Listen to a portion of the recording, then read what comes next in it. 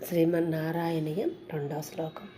ఏవం దుర్లభ్యవస్తున్యపి సులభతయా అస్తలబ్ధేయదన్యతు తన్వా వాచా ధియా వా భజతి బత జన క్షుద్రతైవ స్ఫుటేయం.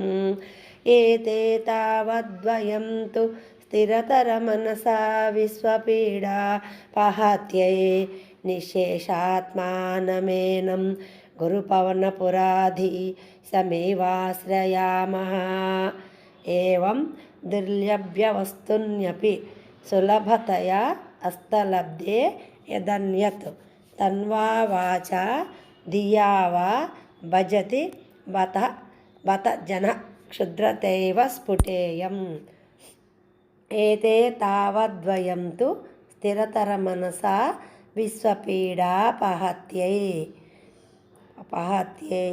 నిశేషాత్మానమేనం గురుపవనపురాధీశమేవాశ్రయామః. ఇంతకు ముందే పేర్కొనినట్లు పరమాత్మ పరమ దుర్లభుడే అయినప్పటికీ జీవులపై గల కరుణ వలన చేతికి అందునంత చేరువగా ఈ పట్టణంలో వెలసి ఉన్నాడు. పరమాత్మ ఇంత సులభుడైనప్పటికీ మానవులు తమ మనోవాక్కాయ కర్మలచే ఇతరులను సేవిస్తూ వ్యర్థముగా కాలక్షేపం చేస్తున్నారు. ఇది ఎంత శోచనీయము!